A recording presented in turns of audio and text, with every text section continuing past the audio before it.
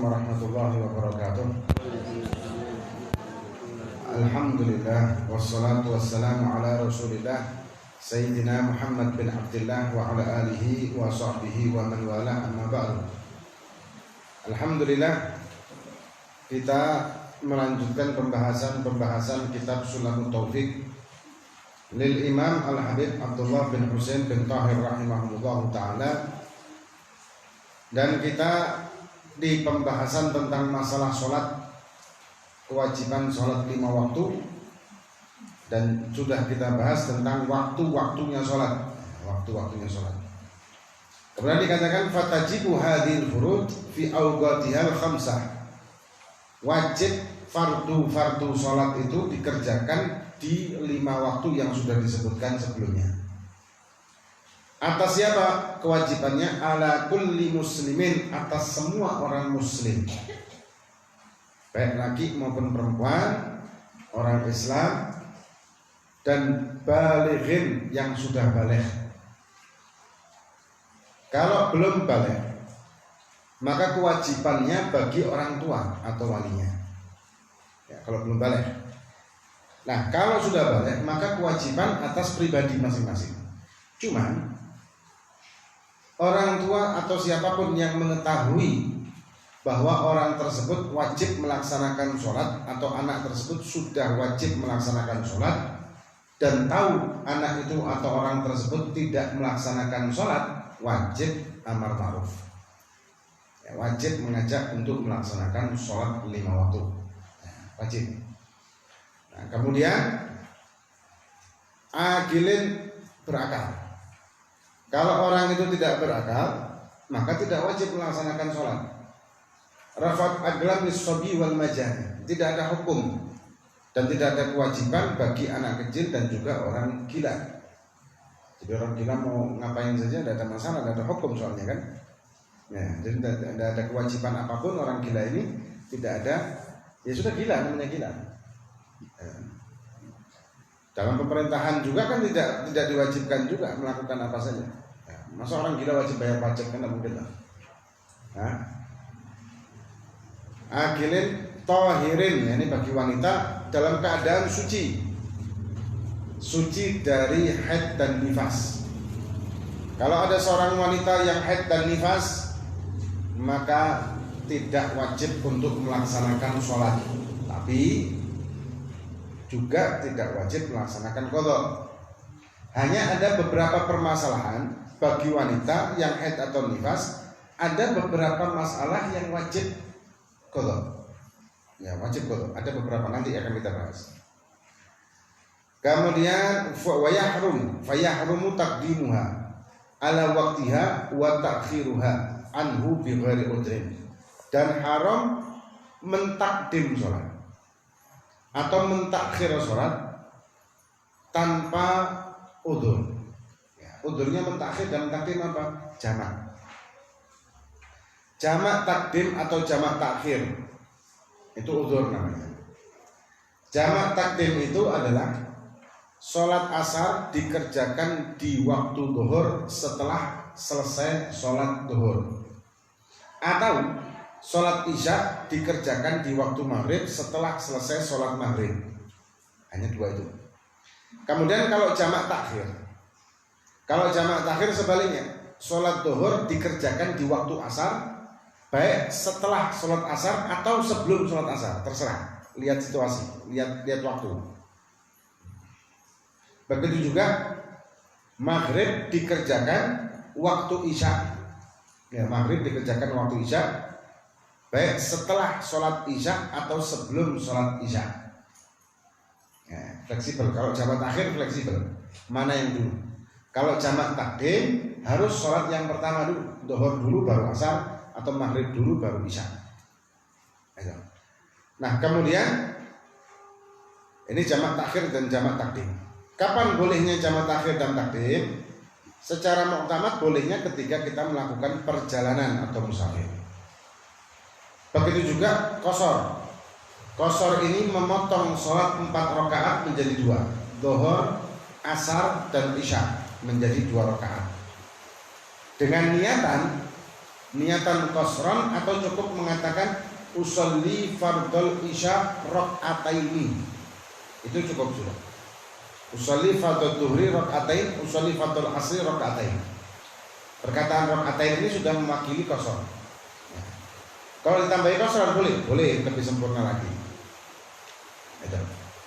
Nah, kemudian fa'in tor'amani. Nah, ini permasalahan lain lagi yang tadi kita bahas tadi, bahwa orang perempuan haid atau nifas itu ada beberapa waktu yang dia malah wajib qadha nanti setelah suci. Tapi secara umum perempuan haid dan nifas haram untuk menggodok sholat yang dia tinggalkan karena haid dan nifas di waktu sucinya. Tapi ada beberapa sholat yang wajib diqadha. Apa? Disebutkan di sini fa'in tor'amani kahaidin. Kalau ada tertimpa seseorang tersebut sesuatu yang bisa mencegahnya untuk melaksanakan sholat wajib atau sunnah atau ibadah yang lain, seperti perempuan haid atau nifas, atau bagi kita orang laki atau perempuan juga yaitu gila atau pingsan. Orang pingsan atau koma ini kan tidak wajib. Orang koma masuk rumah sakit selama sekian waktu ini tidak wajib dia sholat. Kalau siuman apakah wajib qadha? Tidak kalau pingsan. Kalau koma.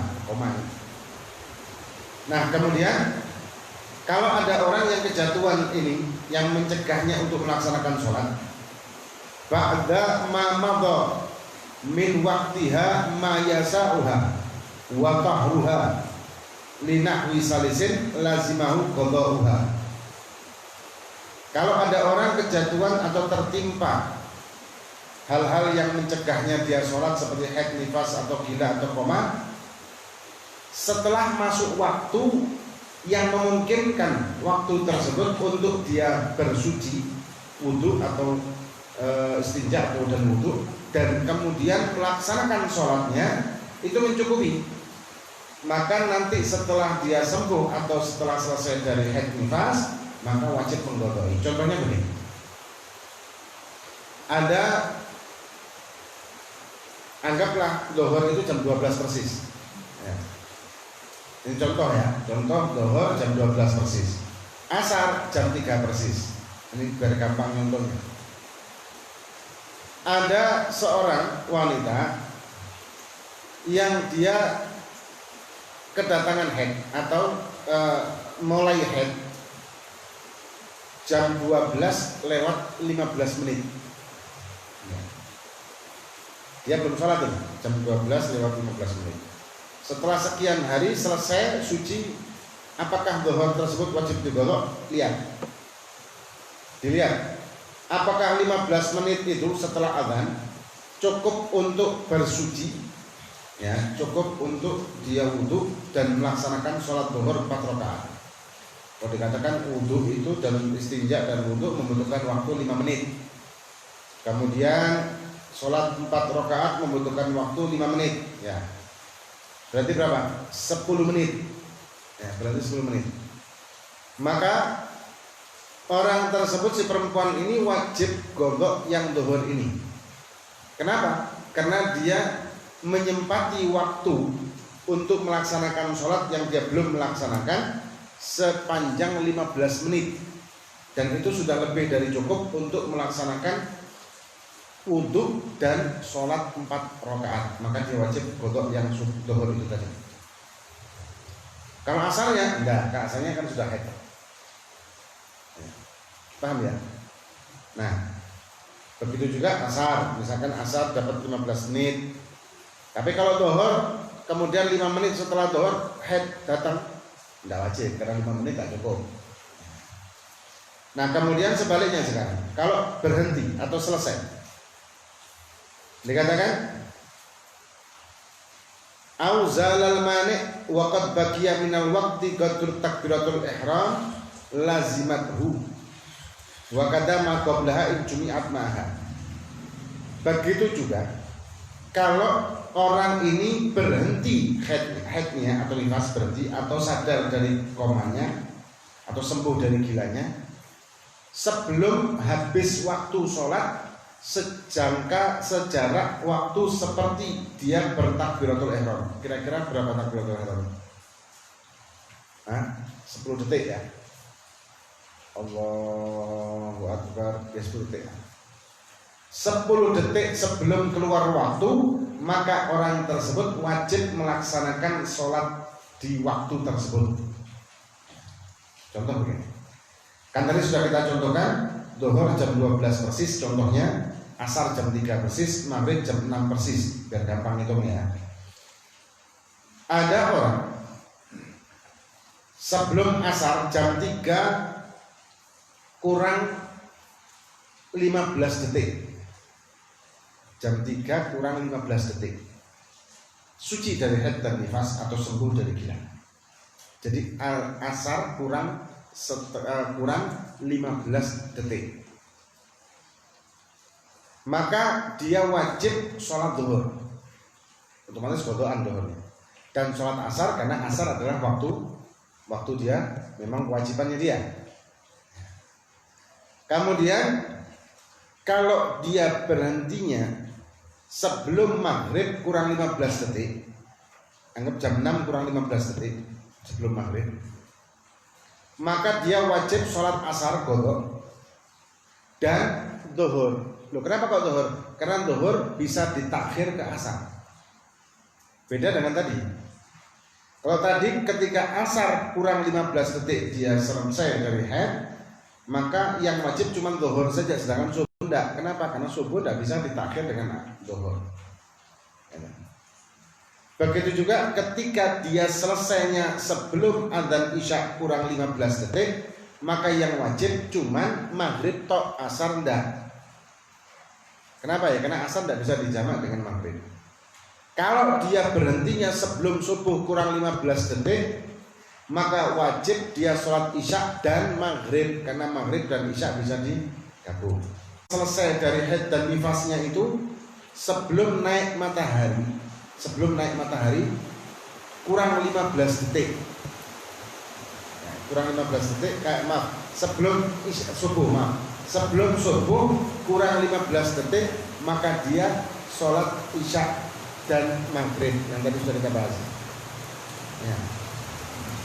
Kemudian kalau dia sebelum zuhur, maka subuh tidak perlu. Kecuali kalau sebelum naik matahari kurang 15 detik haidnya berhenti, maka subuhnya wajib, tapi isya sama maghrib tidak wajib. Paham ya? Ini masalah turul manik dan zawalul manik. Ini masalah ketika orang tertimpa hal yang mencegahnya dia untuk melaksanakan sholat, seperti haid dan nifas bagi perempuan, atau bagi laki dan perempuan seperti gila, kemudian koma dan lain sebagainya. Itu adalah hukum dalam syariat kita, dan banyak orang yang belum memahami dan belum menyadarinya, hingga wong yai gondok gak gondok.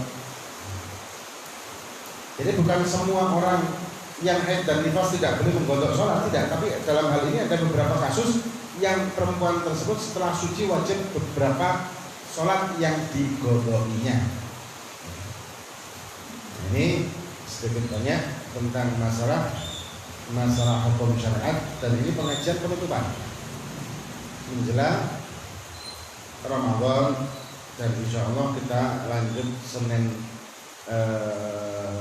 setelah tanggal 15 Syawal, insya Allah kita lanjutkan sebagaimana biasa. Nah, tahu kalau di Ramadan kuliah subuh ada apa enggak? Ada kuliah subuh juga harinya.